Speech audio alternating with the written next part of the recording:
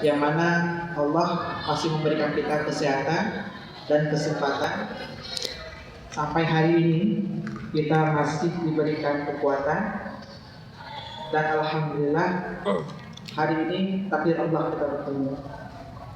Mungkin di jalan kita sering ketemu di jalan, apalagi saya sering kesini Sabtu Minggu. Kalau misalnya aktivis itu biasa Sabtu Minggu bukan waktu libur. Ya, Sabtu Minggu itu biasa ada kegiatan juga kan, namanya hari lah atau apa, itu juga sebenarnya bagian dari kegiatan. Dan itu banyak dilakukan di hari Minggu atau di Sabtu. Biasanya sering ketemu saya kumpulan-kumpulan di sini buat pengajian halaman-halaman di atas. Mungkin sering ketemu, cuma belum kenal. Tapi di situ tadi di biodata FLP itu bukan forum lingkar Kenan. Bukan, itu forum lingkar peradaban. Jadi kami mengkaji tentang peradaban. Apalagi di Lok Sumawe itu beda sama di Banda Aceh. Kalau di Banda Aceh beda lagi kalau di Jakarta ya. Kalau di Lok Sumawe itu kajian tentang keilmuan itu masih kurang dibanding sama Banda Aceh. Kalau dibanding di Jakarta, memang Jakarta jauh lebih banyak ya kajian keilmuannya dibanding di Banda Aceh. Karena di sana itu semua tokoh-tokoh nasional, ahli-ahli hadis, ahli tafsir, ahli politik, semuanya di sana berkumpul. Kalau di sini kan hanya skala Aceh ya. Jadi semua orang Lok Sumawe, orang Aceh Utara, orang Aceh Timur, orang Aceh Selatan, dia kumpulnya di Banda Aceh. Tapi kalau di Jakarta, itu yang kumpulnya orang Aceh, orang Medan, orang Padang, orang Kalimantan, Sulawesi, semuanya berkumpul di sana. Jadi nuansa keilmuan di sana lebih luas karena cakupan suku juga lebih luas. Nah, jadi alhamdulillah kita dipertemukan. Kemudian salawat dan salam kepada junjungan alam Nabi besar Muhammad SAW, kepada sahabat serta keluarga beliau, yang mana karena perjuangan mereka alhamdulillah kita bisa merasakan bagaimana menjadi orang beriman, bagaimana indahnya menjadi orang Islam. Ikhwah fillah semuanya, saya dihubungi tadi kedua ya, di hajat dua. Ada apa tentang materi Arba'in Nawawiyah gitu ya. Kalau kita berbicara tentang hadis-hadis yang ada di Arba'in An-Nawawiyah, hadis Arba'in terutama ya, itu banyak ya. Ada Arba'in Nawawiyah. Imam Hasan Al-Banna juga punya hadis Arba'in. Banyak, hampir semua ulama hadis, yang mana ulama-ulama yang ahli dalam bidang ulumul hadis, mereka hampir semua merumuskan atau memilih 40 hadis. 40 hadis mereka tulis, mereka jabarkan, kemudian mereka amalkan, kemudian mereka sebarkan 40 hadis.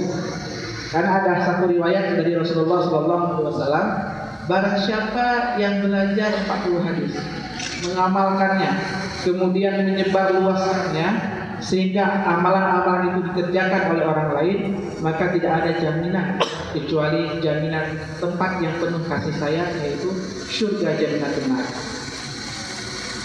Nah, karena ada hadis ini, itu ulama-ulama banyak mengeluarkan kitab-kitab atau tulisan-tulisan tentang hadis arba'in.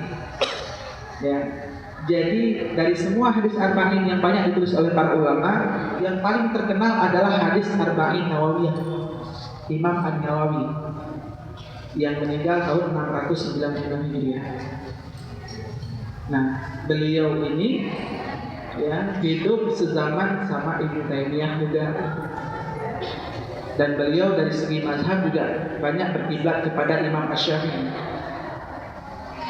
Nah, kalau kita tahu historinya, kita tahu apa yang akan dibahas nanti di sini di kitab Arba'in Nawawi, karena apa, terutama tentang hal-hal yang mungkin berbeda sama ulama-ulama yang lain.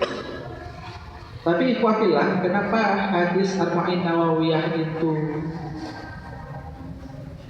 lebih populer dibanding hadis Arba'in yang lain? Karena dari 40 hadis yang dihimpun oleh Arba'in, hadis yang dihimpun oleh Imam Nawawi, itu banyak menuai pujian dari ulama-ulama yang lain. Karena kenapa? Dari 40 hadis itu semuanya hampir mencakup tentang keseluruhan tentang Islam itu sendiri. Contoh misalnya di hadis pertama, innamal a'malu binniyat. Itu hampir semua ulama ketika menulis kitab-kitab hadis, kitab akhlak, kitab fikih, itu hampir dimulai semuanya dengan innamal a'malu binniyat. Dan itu sangat dasar sekali. Jadi kualitas amal kita itu tergantung suci atau tidaknya niatnya. Setengah jam ini.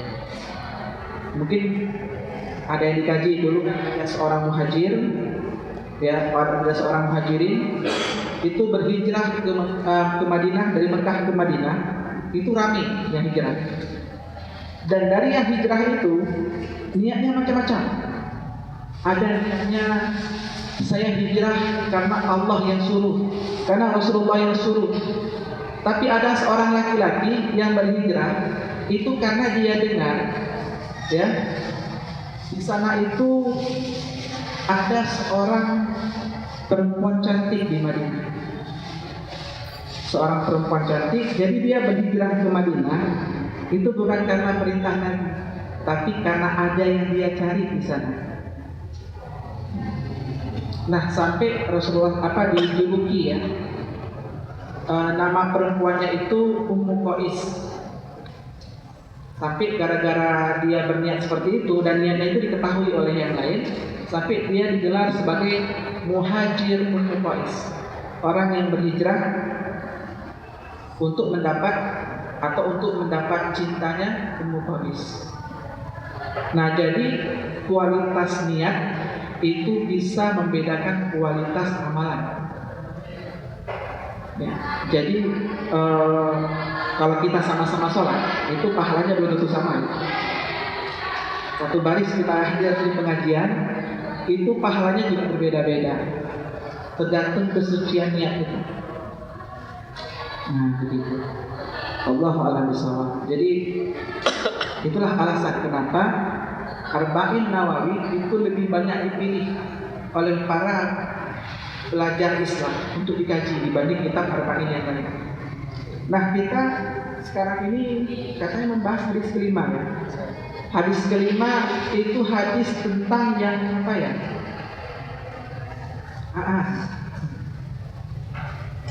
Itu saya lihat sekilas, karena kami pernah kaji dulu lama, tapi saya lihat sekilas, wah, ini harus hati-hati sampaikannya, ya, karena wadah kita itu kan menaungi semuanya. Ada Muhammadiyah, ada NU, ada semuanya. Ada yang bisa baca? Tolong dibacakan sebentar yang hadis yang kelima itu. Silakan.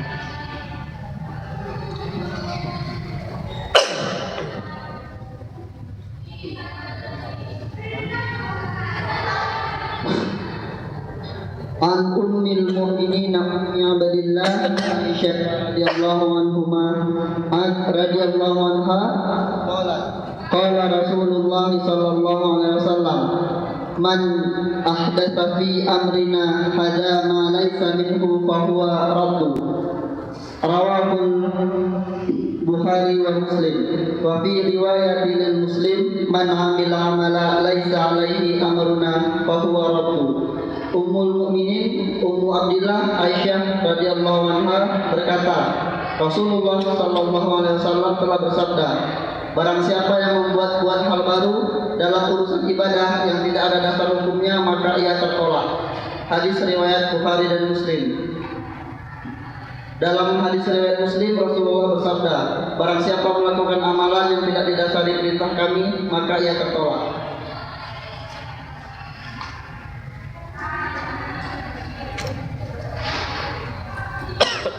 Ya, bismillahirrahmanirrahim. Dari yang kita baca tadi, sebenarnya kalau antum sering ikut pengajian-pengajian di luar, terutama kajian-kajian yang banyak membahas masalah fikih, itu kata-kata bid'ah itu kalimat yang sering kalian yang sering didengar, nggak asing. Ente bid'ah, ya. Nggak boleh gitu, itu bid'ah. Sering seperti itu. Jadi kalau kita berbicara masalah bid'ah, sebenarnya bukan masalah yang sepele. Karena kenapa? Karena kalau kita mengkaji dari Imam An-Nawawi sendiri, ya Imam An-Nawawi sendiri itu berbeda sama pemahaman bid'ah yang diadopsi oleh ulama-ulama yang lain. Kalau misalnya Imam Asy-Syafi'i membagi bid'ah itu kepada dua, maka itu diikuti oleh Imam An-Nawawi. Bahkan pengikut Imam Asy-Syafi'i, Imam Suyuti itu membagi bid'ah pada 5. Tapi sebelum kita jauh-jauh berbicara itu, man ahdatha itu kan bukan masalah bid'ah sebenarnya, kan ada kata-kata bid'ah di situ kan. Man ahdatha fi amrina hadza ma laysa lahu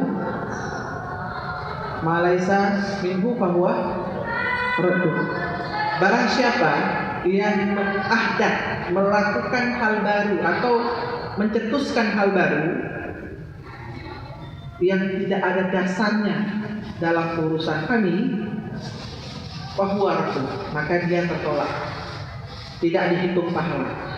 Walaupun itu dianggap diniatkan untuk pahala, maka tidak akan diterima pahala atau tidak ada pahala sama sekali di situ. Jadi kata-kata bid'ah tidak ada dalam kalimat ini. Tapi kalau misalnya kita kaji kitab ulama, apa itu bid'ah? Bid'ah adalah hal baru. Maka dalam bahasa bid'ah itu artinya sesuatu yang baru. Hudud, baharu, artinya apa? Yang tidak ada sebelumnya seperti itu. Makanya ada ayat badi'us samawati wal ardh. Allah lah pencipta langit dan bumi. Badi itu kan artinya bid'ah juga. Artinya sebelum bumi ini ada, sebelum alam semesta ini ada, tidak ada satupun, tidak ada alam pun, tidak ada ruangan pun yang sama dengan alam semesta kita. Ini untuk membantah teori filsafat sebenarnya bisa. Karena filsafat, kalau saya belajar filsafat, kalau kita belajar Al-Kindi, Al-Farabi, ya, kemudian ada Ibnu Sina, itu kita bisa membantah bahwa ternyata alam semesta ini itu ada karena sebelumnya tidak ada, dan itu hanya dengan kalimat kun fayakun. Jadi maka jadilah. Nah, jadi bisa diambil kesimpulan bahwa dari segi bahasa bid'ah itu adalah sesuatu yang baru, yang mana sebelumnya tidak ada yang persis sama atau tidak ada yang sama dengan yang ada yang baru ini. Nah, begitu, itu bid'ah. Bid'ah itu baru, sesuatu yang belum ada sebelumnya, itulah baru, dan itulah namanya bid'ah.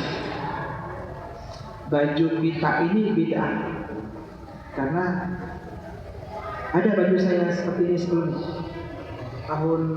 Bagi orang yang hidup tahun 1500, baju seperti ini bid'ah karena mereka nggak pernah lihat baju seperti ini. Nah, gitu. Jadi misalnya saya gunakan alat komunikasi ini, ada nggak alat komunikasi ini dulu? Nggak ada.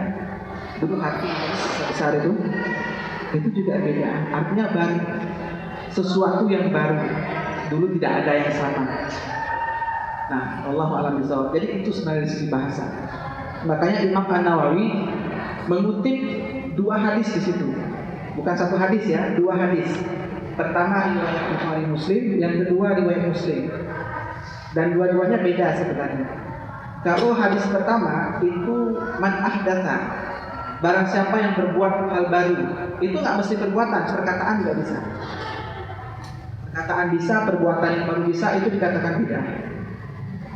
Tapi kalau khusus dengan apa yang dikatakan Imam Muslim, man amila amalan, barang siapa yang mengerjakan sesuatu, ya, barang siapa yang mengerjakan sesuatu yang tidak ada dasarnya dalam urusan kami, bahwa maka itu ditolak. Jadi ada 2 hadis yang dikutip oleh Imam Nawawi di sini. Tujuannya apa? Tujuannya bahwa beliau juga menolak bid'ah dengan dasar hadis ini. Bid'ah dalam urusan agama. Makanya kalau kita masalah bid'ah baru-baru itu dalam segi bahasa ya, semuanya baru. masjid seperti ini yang dulu nggak ada. Jadi dengan ada masjid seperti ini, bagi orang Rusia yang nggak keluar, yang nggak pernah pergi ke Turki, yang nggak pernah pergi ke Arab Saudi, masjid ini baru. Karena kenapa? Dia nggak pernah lihat arsitektur seperti ini. Tapi bagi orang yang telah pergi misalnya ke Timur Tengah atau ke daerah-daerah Asia Tengah sana, mereka menganggap masjid ini nggak baru, bid'ah. Karena kenapa? Di sana ada yang hampir sama dengan ini. Maka bukan bid'ah bagi mereka. Tapi bagi kita yang nggak pernah keluar, yang kata dalam tempurung itu, ya, kata tempurung tahu gimana? Kata dalam tempurung itu, ketika dibuka, wah, indah kan kata dunia ini ya. Apa ternyata dunia itu bukan hanya Aceh saja. Ya Allah malah bisawab. Jadi begitu dia. Jadi itu dari segi bahasa sebenarnya. Kalau dari segi dari segi syarah, ya, bid'ah itu adalah sesuatu yang baru dalam perihal agama. Al-muhdats fid-din, artinya sesuatu hal baru dalam agama. Jadi contoh ya, diberikan contoh oleh Imam Nawawi ya, dalam bukunya At-Tibyan itu dikatakan contohnya misalnya sholat subuh cuma 2 rakaat. Ada orang yang semangatnya tinggi, kok cuma 2 rakaat ya sholat subuh, nggak afdol rasanya. Kayak mana kalau kita buat 4 rakaat saja? Akhirnya tujuannya apa? Supaya lebih khusyuk sholatnya, supaya nggak malas-malasan. Kalau cuma 2 rakaat itu rasanya ya nggak semangat kita. Kalaupun semangat, pernah lihat sholat orang seperti di Patok Bulan? Atau sholat orang dalam hadis dikatakan, janganlah kamu sholat seperti patuknya ayam. Patuk ayam tahu? Nah itu kebanyakan di subuh itu, terutama yang sholat iftirat, yang sholatnya sendiri-sendiri. Itu sholat sendiri-sendiri itu, apalagi di subuh, itu hampir mirip dengan sholatnya dengan ayam lagi mematuk. Matuknya berulang-ulang. Pernah lihat ayam patuk impan? Kan berulang-ulang tuh. Artinya apa? Sebisa mungkin kalau bisa jangan lama-lama, karena mata masih berat. Artinya apa? Dipercepat sholatnya. Yang sunnah-sunnah dia tinggalkan. Tumakninahnya nggak ada. Nah, ada orang yang semangat ibadah, tapi ilmunya nggak ada misalnya. Karena semangat, dia anggap 2 rakaat itu cuma kerjaan orang-orang malas itu. Akhirnya ditambah 2 rakaat jadi 4 rakaat. Nah itu salah satu contoh yang diangkat oleh Imam Nawawi dalam kitabnya At-Tibyan. Menambah rakaat dalam sholat itu bid'ah yang memang betul-betul jelas. Kita belum bicara tentang boleh apa enggak ya, tapi itu contoh bid'ah yang dikemukakan oleh Imam Nawawi. Nah kemudian ada misalnya di tempat saya di Losmawe, ada juga orang Losmawe sini ya, jadi bukan hal baru juga sebenarnya. Terutama di Aceh Utara itu kalau misalnya kita khitbah itu sunnah ya, khitbah itu sunnah apa wajib khitbah itu? Belum ada yang pengalaman ya? Ya? Khitbah itu sunnah atau wajib? Sunnah. Jangan-jangan bid'ah dari khitbah itu. Khitbah itu sunnah atau wajib? Khitbah itu apa? Hah? Melamar. Melamar itu wajib apa sunnah? Kok ragu? Khawatir kan? Saya khawatir kalau ragu. Karena ragu kan, kalau perbuatan ragu-ragu itu mending ditinggalkan kan. Saya khawatir kali-kali kan nanti. Hah? Harus dilamar. Jadi wajib gitu ya. Khitbah itu wajib. Berarti kalau nggak lakukan dosa loh. Kan udah bersih belum? Belum. Yang pasti ada ya. Khitbah misalnya. Khitbah itu kan sesuatu sunnah Rasulullah SAW. Dalam masalah pernikahan, dia itu sunnah Nabi.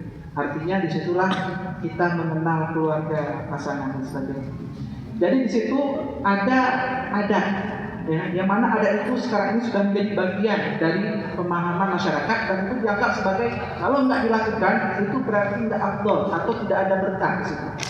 Contohnya apa? Ketika melamar, dipastikan bahwa si calon jangan sedang sisir rambut. Jangan sedang sisir rambut. Itu bertanda bahwa dia tidak, nanti keluarganya nggak langgeng. Sebagian menyebut itu takhayul. Tapi ketika itu dibawa ke agama, itu namanya bid'ah. Karena tidak ada dasarnya bahwa kita harus datang, perempuan tidak boleh bersisir. Itu bid'ah yang dijelaskan oleh Imam An-Nawawi. Contohnya tadi yang pertama, yang kedua itu contoh saya. Ya, karena Imam Nawawi nggak pernah keluar sama. Nah, jadi ikhwah yang dimuliakan Allah Subhanahu Wa Taala, ketika kita memahami bid'ah ini, maka timbullah berbagai macam pendapat. Yang penting kita udah paham dulu ya. Bid'ah itu konsekuensinya adalah raddud. Raddud itu artinya tertolak, tidak diterima, tidak sah, tidak ada pahala sama sekali. Raddud itu kalau kita sambung sama raddul fi'li artinya reaksi. Artinya misalnya Anda memukul saya pukul balik Anda, itu namanya raddul fi'li. Saya tidak terima perbuatan Anda, saya berbalik. Itu raddul fi'li. Artinya tertolak. Jadi amalan bid'ah itu tanpa ada alasan apapun masalahnya, ketika dia berkaitan sama agama maka tertolak. Man ahdath itu kan umum sekali. Umum sekali. Makanya karena perbedaan umum ini, apalagi banyak ulama yang melihat dari segi bahasa. Contoh misalnya,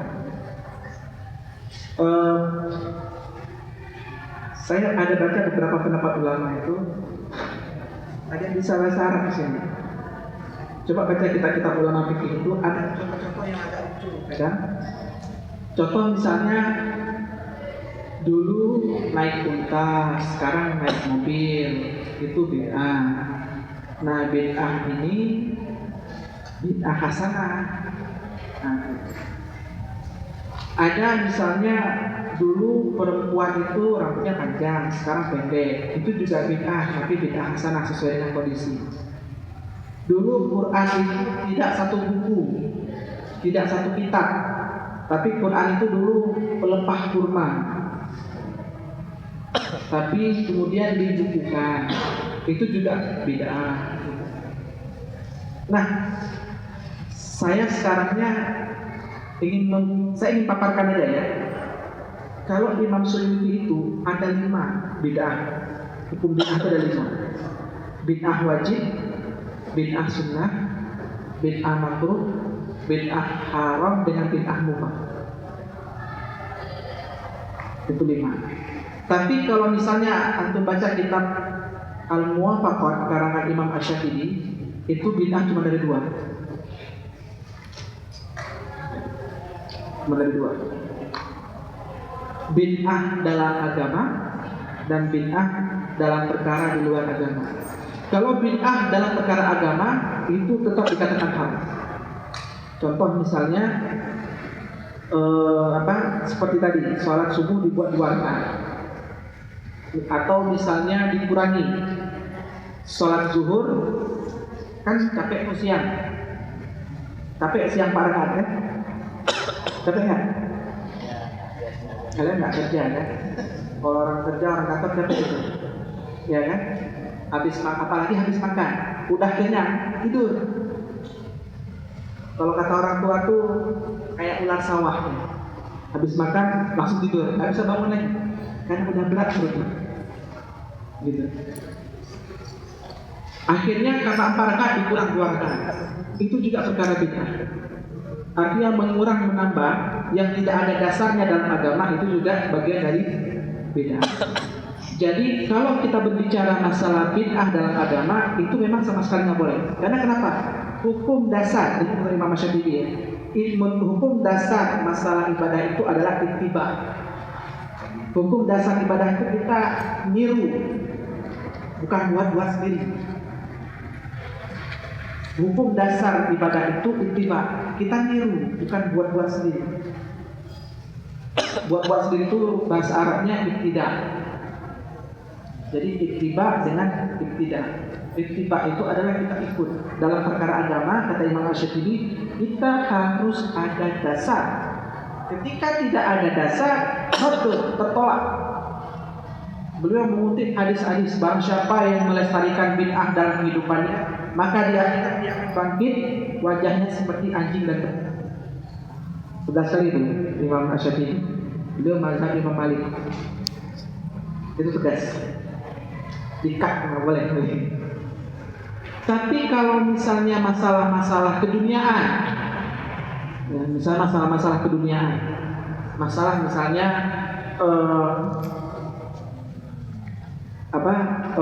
saya pakai baju apa misalnya, bajunya Nabi itu warna putih, saya pakai warna hitam boleh nggak? Atau saya pakai warna kuning boleh nggak? Silakan saja, itu perkara dunia. Oke. Ini bukan perkara tasyrik ya, bukan perkara syariat ini. Nabi suka asam keung, kalau kita nggak suka gimana? Bid'ah nggak? Hah? Sahabat suka berkicot, tahu berkicot? Suka kalian berkicot? Hah? Yang perempuan? Yang akhwatnya? Nah, siapa tahu kan seleranya luar biasa. Kalau masalah berkicot ya, itu Nabi dalam satu kumpulan dengan sahabat dihidangkan berkicot.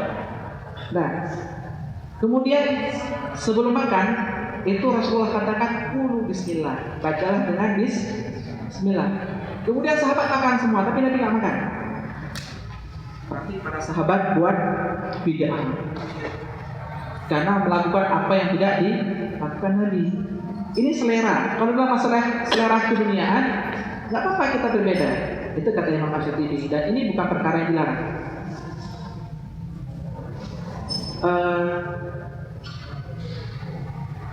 Pernah makan dengan 3 jari nggak? Pernah makan dengan 3 jari? Makan apa itu?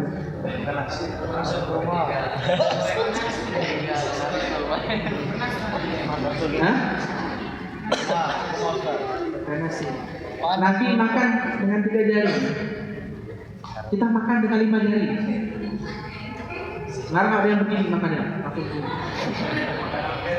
Makan apel misalnya kan? Itu bid'ah itu. Tapi itu bid'ah dalam hal selera. Ya. Nah ini kata Imam Syafi'i boleh. No problem, is okay. Lakukan saja selama itu tidak ada larangannya. Buatlah sesuatu yang mana itu bukan perkara agama, perkara dunia, silakan buat aja. Nah nanti kalau masalah ibadah, ya jangan coba-coba. Lihat dulu dasarnya dari mana. Pernah lihat orang tidak sedekap sholatnya? Bagi yang tidak tahu hadis mungkin itu bid'ah. Jadi jangan buru-buru juga kita, ketika ada orang beda langsung kita bilang itu bid'ah, jangan buru-buru dulu. Kita kaji dulu. Apalagi kita akademisi, aktivis itu walaupun selesai kuliah, tapi akademisi juga kan? Ya? Lama selesai kuliah ya? Memang rahasia umum itu. Bukannya nggak bisa, bukannya nggak pinter. Nah, tapi itu menghibur diri kan. Kita kampus akhirnya nggak tahu-tahu. Nah, jadi yang paling penting yang perlu kita pelajari adalah ketika misalnya kita melihat sesuatu yang berbeda sama kita dalam pengamalan ibadah, jangan langsung dipatwa itu bid'ah, atau jangan langsung diklaim itu adalah salah. Mungkin saja kita tidak tahu hadisnya. Kalau antum pergi ke Mekah sana, Mekah Madinah itu, atau sekarang kan sudah ada satelit yang online 24 jam, kita bisa lihat orang sholat di Mekah nggak putus-putus itu. sholatnya itu beragam macam sholatnya. Kalau kita nggak tahu hadisnya, jangan langsung kita katakan itu bid'ah, apalagi kita bukan ahli di sini, gitu kan? Jangan. Contoh misalnya ada yang sholatnya itu waktu tasyahud akhir, ada yang apa? Goyang-goyang. Ada yang goyang-goyang, ada yang tenang ya bawahnya. Nah, karena kita nggak tahu dalil goyang-goyang itu dalilnya apa, maka jangan langsung kita vonis bid'ah. Kita tanya dulu sama yang pakar. Kira-kira ada nggak hadis seperti itu? Ternyata ada hadisnya dan ada fatwanya. Itu pendapat Imam Syafi'i itu, tapi itu pendapat lama. Namanya qaulul qadim.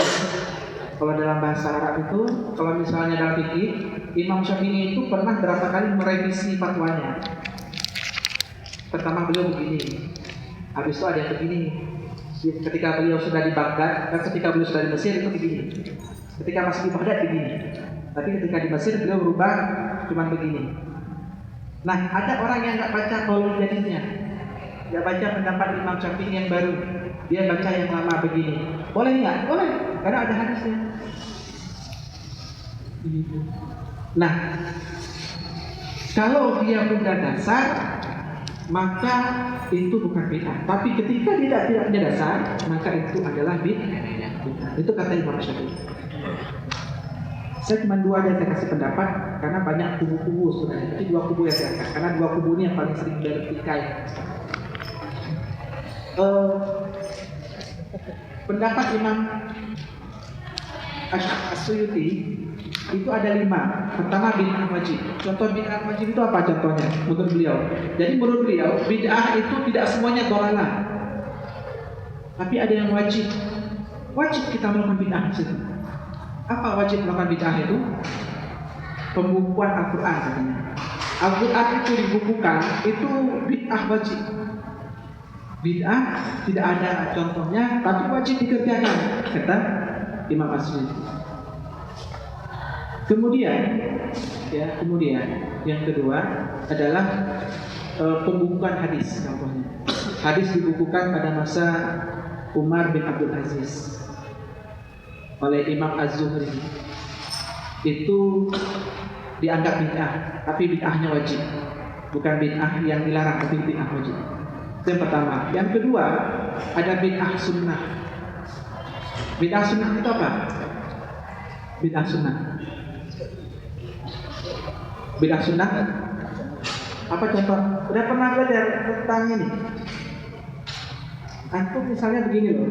Nabi itu kan habis sholat, tahlilnya sama takbirnya itu berapa kali? 33. Kalau saya tambah 50 gimana? Nabi beristighfar itu dalam satu riwayat dikatakan, ya, dalam satu riwayat Nabi beristighfar 75 kali, ada yang 100 kali. Kalau saya baca 1000 kali gimana sehari?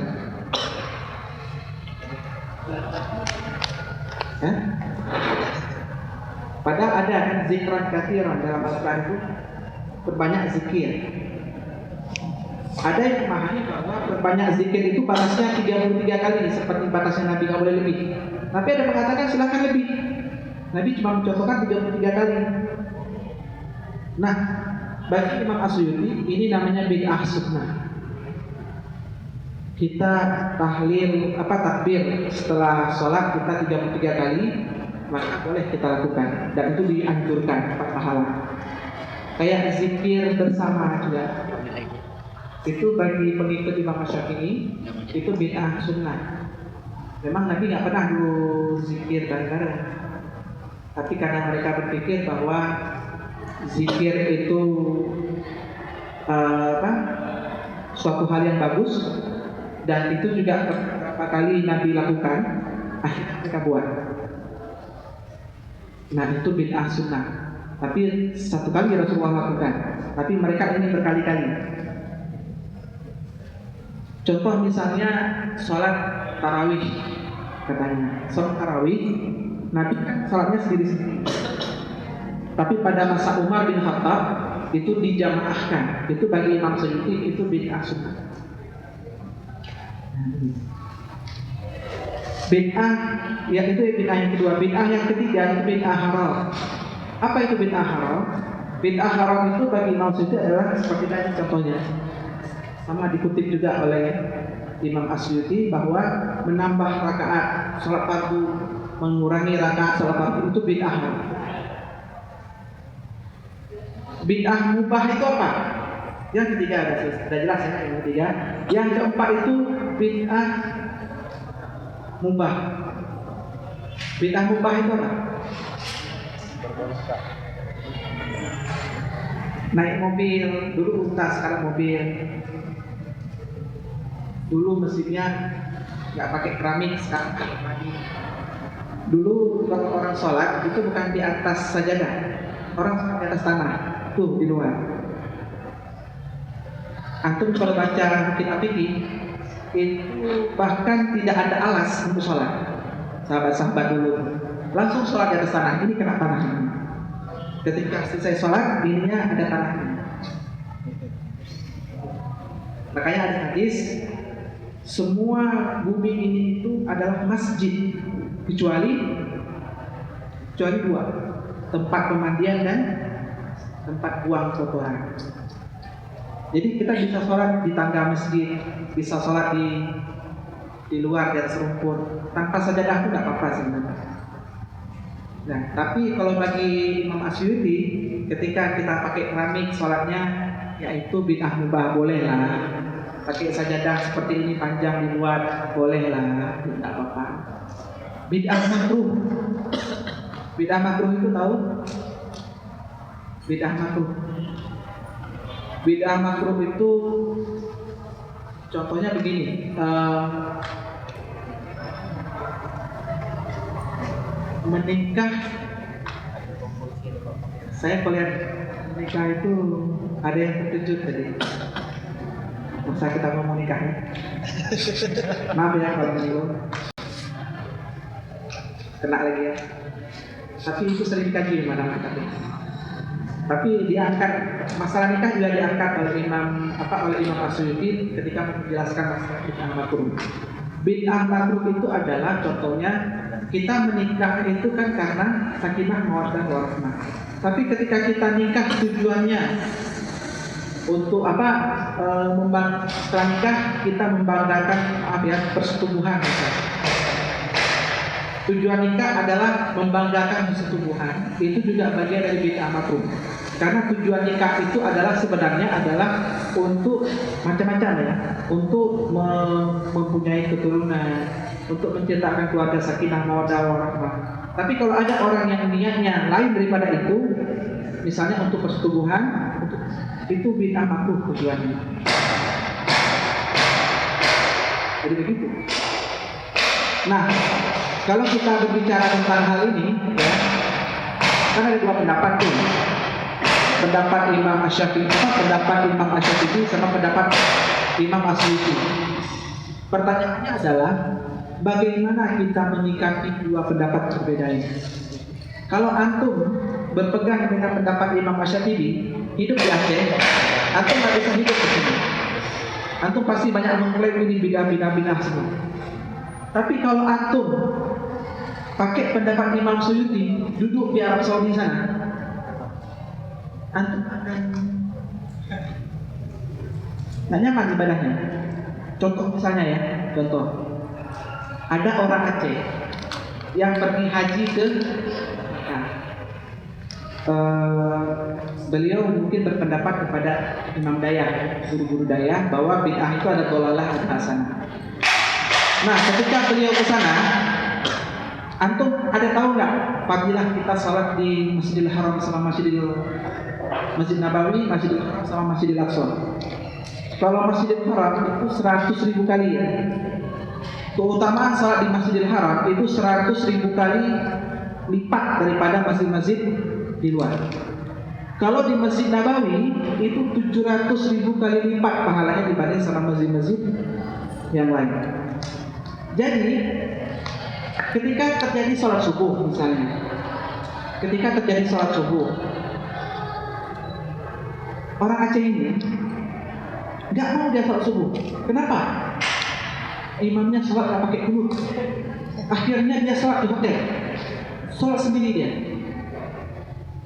Nah, selama 40 hari dia di Mekah, Madinah, dia tidak pernah sholat subuhnya di Masjidil Haram atau di Masjid Nabawi atau di Masjid Kuba dan sebagainya. Karena kenapa? Karena di situ tidak ada kunut. Jadi kalau nggak ada kunut, nggak sah subuhnya. Jadi mereka sholat di hotel. Jadi sudah ketika mereka bangun qiyamul lail, itu misalnya dari jam 2 sampai jam 3, itu sudah azan, dan subuh mereka balik ke hotel, sholat di hotel. Wallahualam. Itu kejadian itu. Jadi kalau antum pegang pendapat Imam Suyuti, antum nggak bisa hidup di Arab Saudi. Tapi kalau antum pegang pendapat Imam Syatibi, antum nggak bisa hidup di Aceh. Karena di Aceh ini gudangnya bid'ah misalnya. Jadi gimana solusinya? Solusinya gimana? Oke, dua-dua. Nah begini, ikhwatilah yang dimuliakan Allah Subhanahu wa Ta'ala. Ada tanya jawab ya? Jadi begini, saya singkatkan saja karena waktu juga ini. Imam Ibnu Taimiyah memberikan sedikit solusi kepada pertentangan masalah bid'ah ini. Ketika kita berada di tengah-tengah masyarakat, ketika bid'ah ini, ya, misalnya dalam masalah kunut subuh misalnya. Kalau dalam masalah kunut subuh, ketika imamnya kunut, maka kita harus kunut, walaupun kita nggak yakin bahwa kunut itu ada dalam subuh. Tapi itu adalah ijtihad Imam Asy-Syafi'i dan ijtihad Imam Nawawi. Imam Nawawi kunut itu ijtihad mengatakan bahwa itu sunnah muakkadah. Jadi ketika ada beberapa ulama juga mengatakan sunnah hai'ah, ada mengatakan sunnah apaan. Ketika misalnya ditinggalkan harus diganti dengan sujud sahwi. Tapi kalau Ibnu Taimiyah, itu Imam Ibnu Taimiyah itu banyak dipakai oleh orang Salafi ya. Orang Salafi dalam kitabnya Majmu' al-Fatawa, dalam perkara ijtihad, ketika imamnya berbeda ijtihad sama kita dan dia jadi imam, ketika dia kunut maka kita harus kunut katanya. Padahal Ibnu Taimiyah mengatakan bahwa pendapat yang ada kunut subuh itu pendapat yang lemah. Tapi ketika imam subuhnya itu tidak ada kunut, kita berkeyakinan tidak ada kunut, maka kita harus ikut kunut. Karena semua perilaku makmum harus ikuti kunut. Itu buka di kitab Majmu' al-Fatawa, jelaskan jelas sekali di situ. Itu nampakkan aja kepada mereka yang tidak mau ikut kunut. Kadang-kadang imamnya lagi kunut, angkat tangan, dia nggak angkat tangan ya. Itu nggak boleh kata Imam Ibnu, harus ikut. Dalam perkara ijtihad, selama perkara itu perkara ijtihad, ketika dalam sholat maka kita harus ikuti. Ketika imamnya itu nggak kunut, maka kita jangan kunut. Contoh misalnya Imam Syafi'i juga seperti itu. Ketika Imam Asy-Syafi'i pergi ya, ke tempat pengajiannya Imam Hanafi, di situ Imam Syafi'i ketika pergi disambut oleh murid-muridnya Imam Hanafi. Mereka tahu Imam Syafi'i itu ada kunut, tapi bacaan kunutnya bukan Allahumma hdina fiman hadait. Itu bukan doa kunut ya, sebenarnya. Tapi kita pakai ya terserah saja gitu kan. Ada memang riwayat.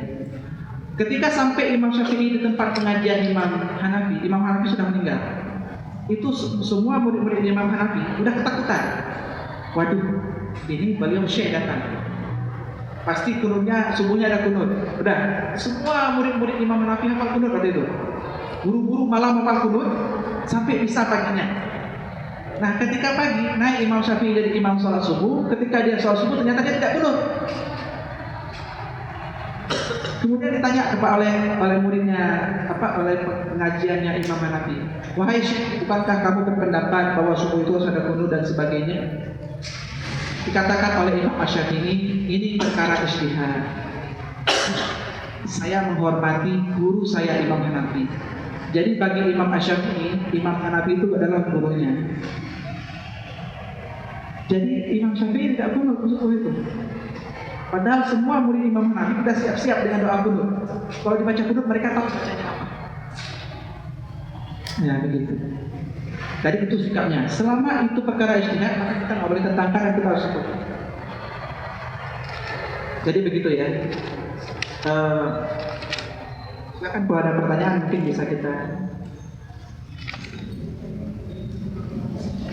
Ya, jadi sudah dipaparkan sedikit tentang kunut. Silakan dari ikhwan sekalian, boleh untuk ikhwannya satu penanya dan untuk akhwat satu penanya. Ya, dari akhwat duluan ya, silakan.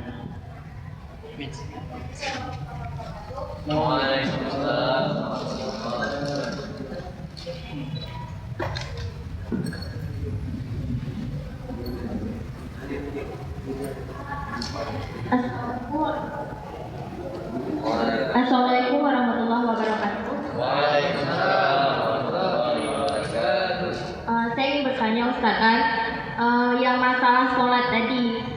Misalnya kan kita ada kawan kayak gitu kan, dia berbeda imamnya sama kita.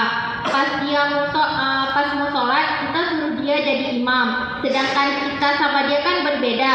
Sebelum sholat kan ada wudhu dulu, otomatis dia juga beda wudhunya sama kita kan. Apa boleh kita ikut langsung dia atau kayak mana? Apa misalnya kayak ini kita boleh ikut dia yang sholat aja, apa wudhunya kita juga harus ikut dia? Terima kasih. Assalamualaikum warahmatullahi wabarakatuh. Waalaikumsalam.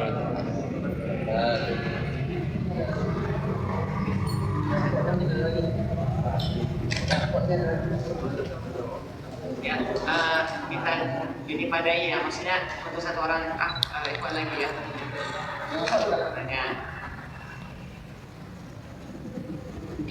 Oh ya, boleh. Ya, silakan pakai ini.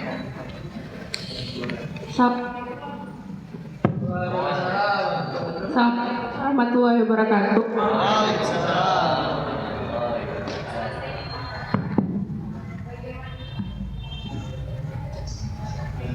Bagaimana dengan misalnya yang Rasulullah sering contohkan misalnya pakai celana itu harus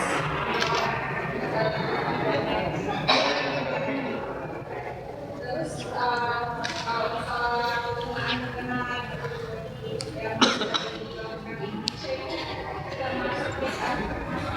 kalau misalnya ada ikutan yang pakai celana yang bawa itu termasuk bid'ah yang diperbolehkan atau enggak, yang seperti saya bilang tentang bid'ah selera.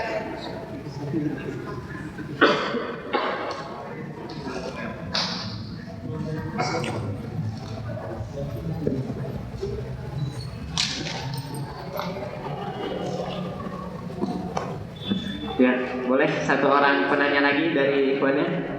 Silakan Syekh Ustaz dari teman-teman ikhwan, silakan. Ada pertanyaan? Ya.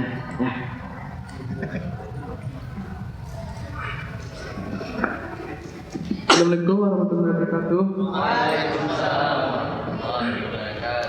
Saya ingin nanya, mengapa di dalam sholat subuh itu harus ada doa kunut? Ya itu aja.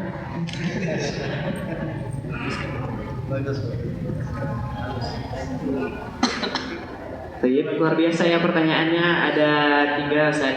Jadi saya coba bacakan ulang untuk soalnya. Nah, 2 orang penanya dari akhwat. Ini masalah sholat ya. Katanya ada ikhtilaf, bagaimana nanti ada perbedaan ya Ustaz, wudunya beda, habis itu sholatnya itu kita ikut imam gimana? Nah, yang kedua masalah celana ya, yang tadi ya celana di Atas isbal.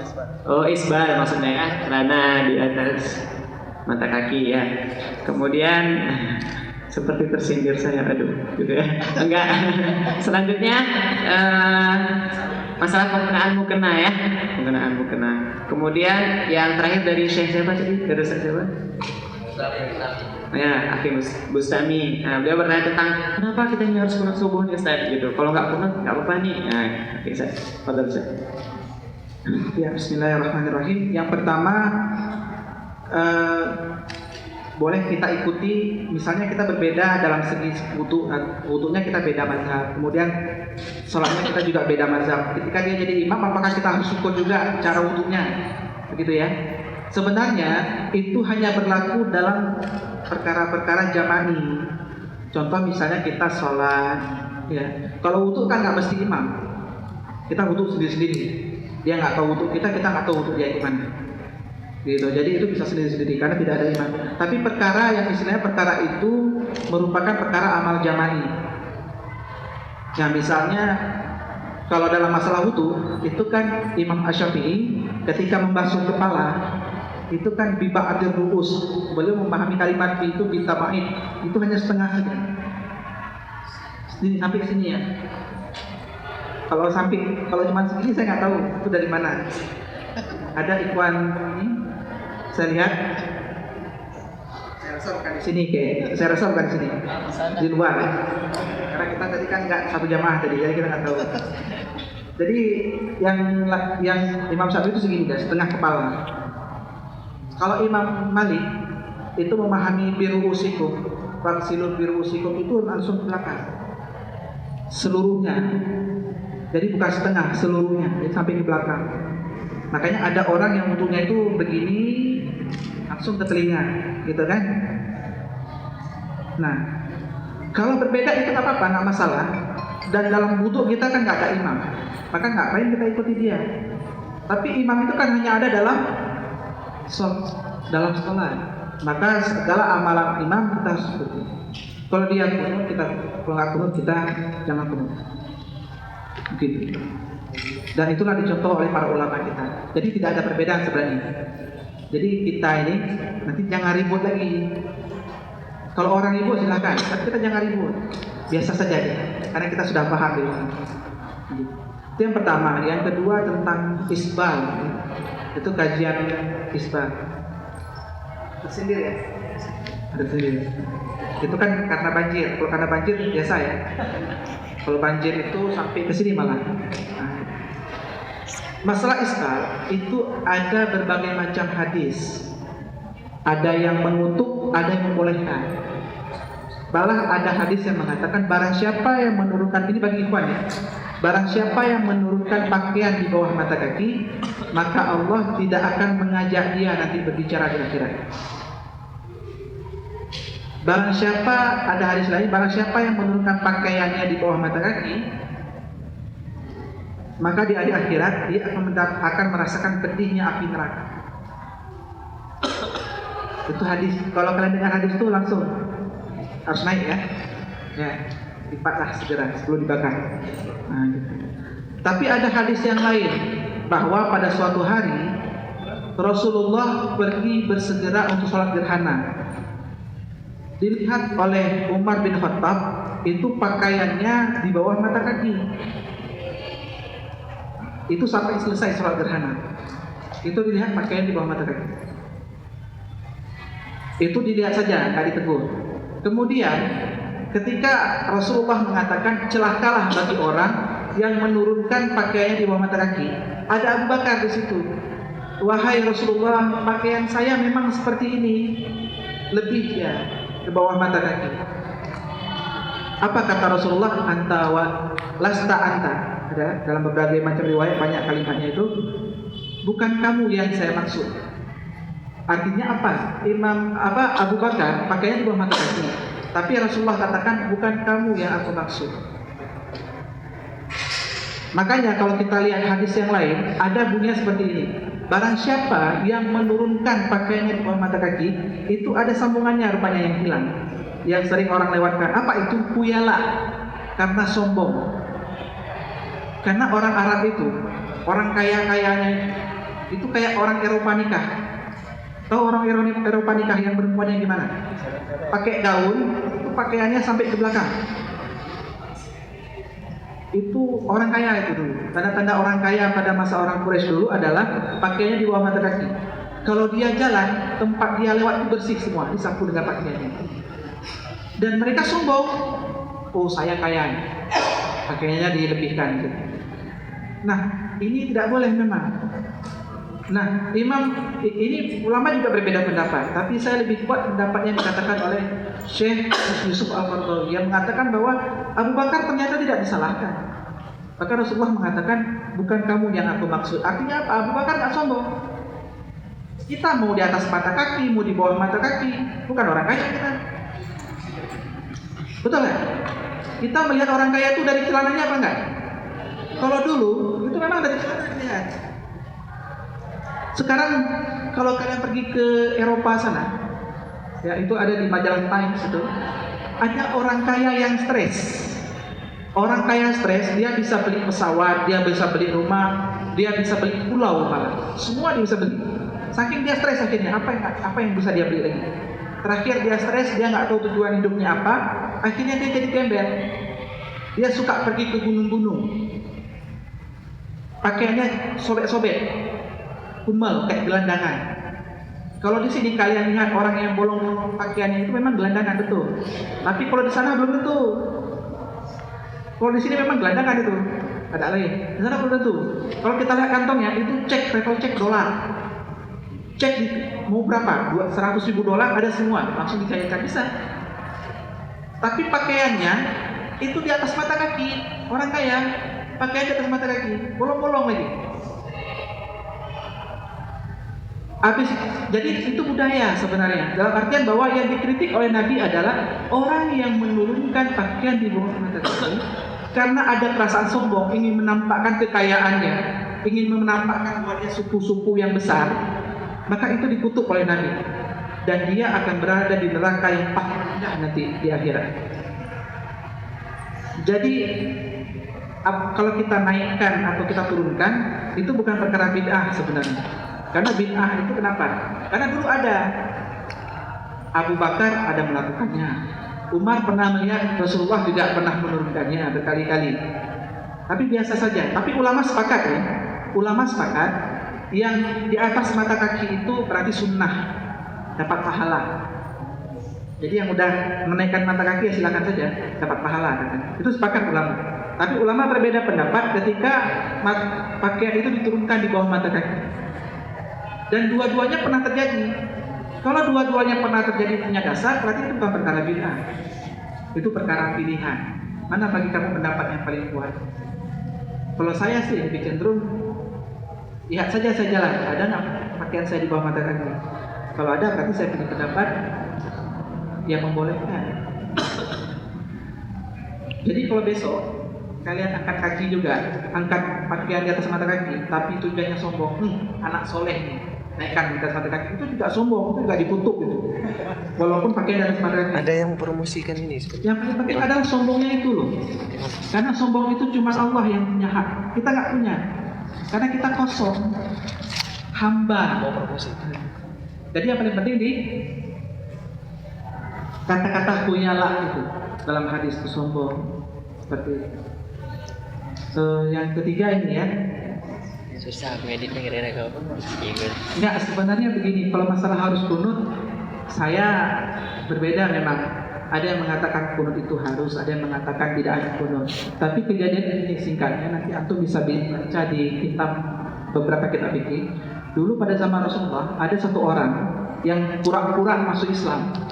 Dia datang pada Rasulullah, ya Rasulullah, berikanlah beberapa orang dai kepada kami, kepada kaum kami, supaya dia ikut berdakwah sama kami di kaum kami yang jauh dari sini.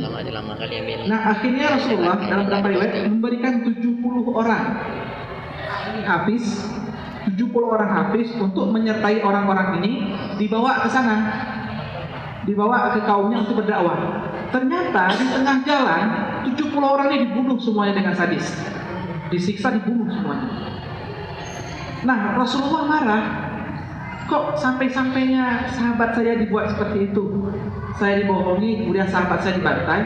Sakingnya Rasulullah marah, Rasulullah supaya orang yang membunuh itu dibalas dengan hukuman yang sangat dahsyat, diazablah. Sampai karena Rasulullah sering berdoa, itu doanya itu terbawa ke dalam sholat. Ya, doanya itu terbawa ke dalam sholat, dan itu selama 40 hari, bukan hanya subuh sebenarnya, setiap sholat subuh, zuhur, asar, maghrib, isya, itu semuanya ada subuh waktu itu. Selama 40 hari. Kemudian setelah 40 hari Rasulullah ditegur oleh Allah, jangan pernah berdoa untuk keburukan orang lain. Doalah supaya orang itu diberikan hidayah. Nah, kan sudah selesai kunutnya itu, nggak ada lagi setelah kejadian itu. Tapi ada ulama yang melihat bahwa ternyata ada riwayat mengatakan ternyata kunut itu berlangsung, tapi subuh saja. Ada yang mengatakan tidak berlangsung lagi kunut itu, kecuali dalam masa-masa genting. Masa-masa genting yaitu kunut-kunut nazilah. Nah, ini adalah ijtihad Imam Syafi'i. Beliau melihat bahwa Rasulullah rutin kunutnya.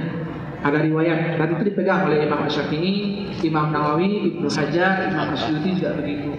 Tapi ada ulama lain yang mengatakan bahwa ternyata tidak ada. Akhirnya mereka tidak mengamalkan. Nah, gimana posisi kita kan gitu? Dengan dua pendapat ini nggak masalah sebenarnya kita mau pergi kemana aja. Kayak sholat tarawih misalnya. Sholat tarawih 8 rakaat, 20 rakaat. Ada yang saya cuma 8 sholatnya. Sampai dibilang sama ada orang yang negur saya, masih muda cuma 8 rakaat. Lihat 20 rakaat. Bilang gitu kan. Saya bantah waktu itu. Imam Malik itu 30 rakaat sholat tarawihnya. Malah banyak pengikut-pengikut Imam Malik itu sampai 700 rakaat, 600 rakaat satu malam sholat tarawih. Kalau kamu mau kuat, gagah perkasa, jangan 20 rakaat, 50 rakaat kalau bisa, 100 rakaat kalau bisa. Artinya apa? Sholat tarawih itu tidak ada batas dia, semampu kita. Paling sedikit 8, paling banyak ratusan juga bisa kalau sanggup. Jangankan 120, kadang kita pusing kan. Bahkan supaya cepat selesai, diambillah surat-surat pendek. Bulhu paling sering. Sebenarnya tarawih itu adalah sholat rohah, istirahat, santai. Dulu kalau sholat tarawih itu para sahabat habis sholat tarawih 2 rakaat, ada yang 4 rakaat, duduk dulu, baca Quran dulu, zikir dulu, sambung lagi 2 rakaat. Habis 2 rakaat, duduk lagi, zikir lagi, sambung lagi 2. Gitu-gitu terus. Kalau kita enggak, habis sholat bangun lagi, habis sholat bangun lagi. Itu pun dibaca qul huwallahu ahad, inna a'tainakal kautsar. Itu 2 surat andalan dalam tarawih. Tapi saya lihat alhamdulillah dari sudah mulai berubah. Sekarang ini di beberapa masjid saya lihat sudah mulai program khatam 30 juz. Jadi satu malam 1 juz. Tapi sayangnya kakek-kakeknya ya.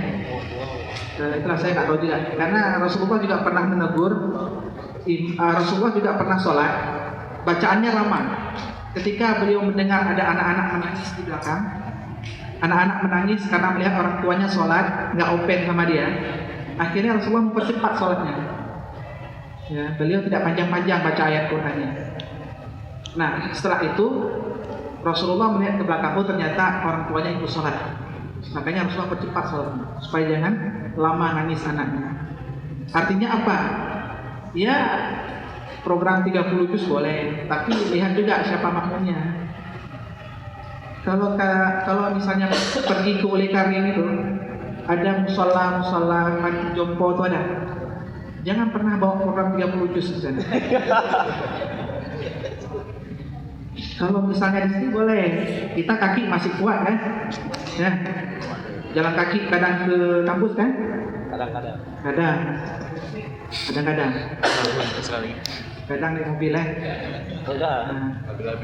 Nah, kalau seperti itu nggak masalah. Jadi yang paling penting adalah selama itu ada pendapat ulama itu boleh kita lakukan. Apalagi kalau kita tentang jamaah misalnya, kita sholat jamaah.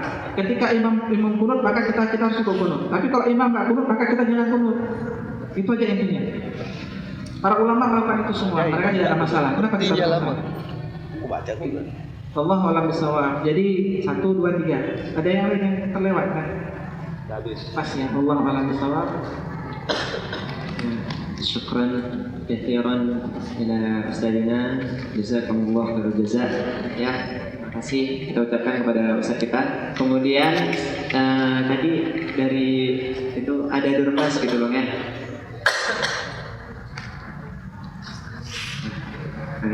Ada durmas.